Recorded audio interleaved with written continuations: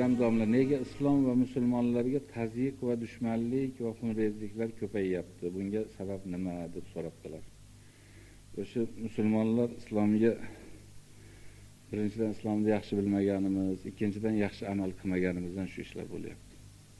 Agar dinimizga biz yaxshi amal qilib o'rganganlarimizni amalga oshirsak, unda albatta musulmonlar g'olib bo'lardi, ularni xorlashmasdi.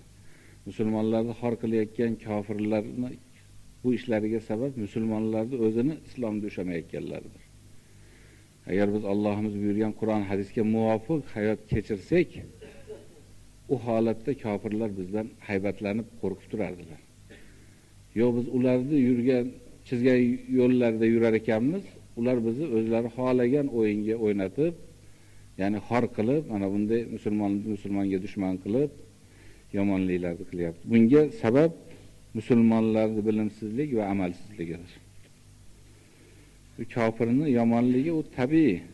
Kofir bo'lgandan keyin u musulmonni yomon ko'radi, u yomonlik qilmoqchi bo'ladi. Lekin o'shanga musulmon o'zi diniga amal qilmay, shunday ulug' dinning egasi bo'lib turib ham shu dinni xor qilgandan keyin Alloh taolo o'sha kofirga qaram qilib xor qilib qo'yishligiga yo'l berar ekan. Mana shu holatni biz ko'ryapmiz hozir hayotda. Butun dunyo miqyosida bu kichkina bir joyni aytmayapmiz hozir. Hamma yerda musulmonlarni xo'rlashyapti, zulm qilishyapti.